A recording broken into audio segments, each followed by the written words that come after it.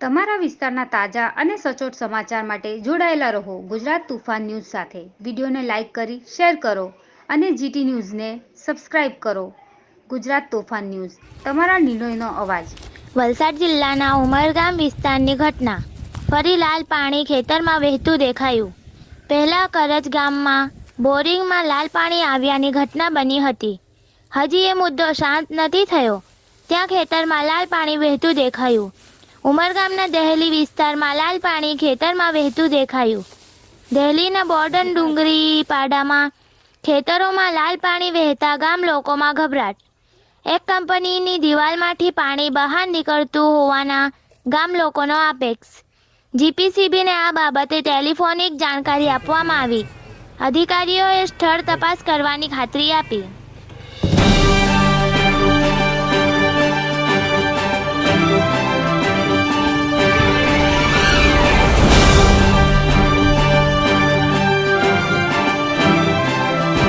શું નામ છે તમારું, ક્યાં રહો છો, શું સમસ્યા છે? હિતેશ નવસાર, અહીંયા દહેલી બોર્ડનપાડામાં રહું છું, સતલજ કંપનીના પાછળ. આમાં તમને શું સમસ્યા છે?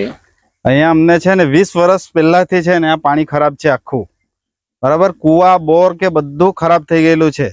જીપીસીબી વાળા આવે છે, કંઈ કેટલી વાર કમ્પ્લેન્ટ આપી, જીપીસીબી આવે અને કહે કે પાણી નોર્મલ છે તમારું ને બધું સારું છે, એવી રીતે એ લોકો કહે છે. હમણાં કમસે કમ 5 થી 10 વાર એનું મારા પાસે છે, એક રિપોર્ટ પણ છે, એ લોકોએ મને આપેલું કે આ પાણીનો રિપોર્ટ છે અને આ પાણી સારું છે તમારે માટે એમ.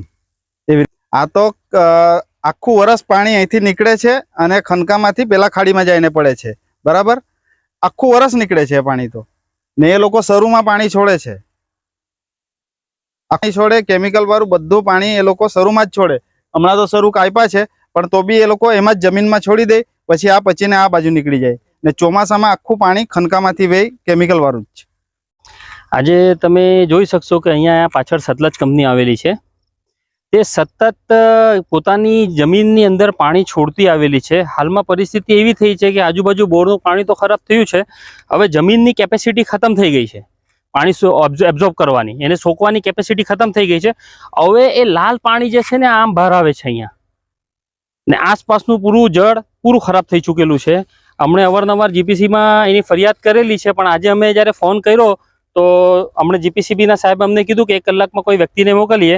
અમે અવારનવાર એમને એવી ફરિયાદો પણ કરી છે કે તમે 3 સેમ્પલ કલેક્ટ કરો છો, એમાંથી એક સેમ્પલ અમને પણ આપો કે જેથી કરીને અમે પણ એક ઇન્ડિપેન્ડન્ટ લેબમાં ચેક કરાવી શકીએ સેમ્પલને. પણ અમને સ્પષ્ટપણે આમ કરવા માટે ના પાડી કે અમે એક હોલ્ડરને આપીશું, એક અમે લોકો રાખીશું. અહીંયા આસપાસનું જળ જેવી રીતે હાલમાં કરજ ગામમાં જેવી પરિસ્થિતિ થઈ છે તેવી જ પરિસ્થિતિ અહીંયા નિર્માણ થઈ રહ્યું છે. શું નામ છે તમારું, ક્યાં રહો છો, શું સમસ્યા છે? હિતેશ નવસાર, અહીંયા દહેલી બોર્ડનપાડામાં રહું છું, સતલજ કંપનીના પાછળ. આમાં તમને શું સમસ્યા છે? અહીંયા અમને છે ને 20 વર્ષ પહેલાથી છે ને આ પાણી ખરાબ છે આખું, બરાબર. કુવા બોર કે બધું ખરાબ થઈ ગયેલું છે. જીપીસીબી વાળા આવે છે, કંઈ કેટલી વાર કમ્પ્લેન્ટ આપી, જીપીસીબી આવે અને કહે કે પાણી નોર્મલ છે તમારું ને બધું સારું છે, એવી રીતે એ લોકો કહે છે. હમણાં કમસે કમ 5 થી 10 વાર એનું મારા પાસે છે, એક રિપોર્ટ પણ છે, એ લોકોએ મને આપેલું કે આ પાણીનો રિપોર્ટ છે અને આ પાણી સારું છે તમારે માટે એમ.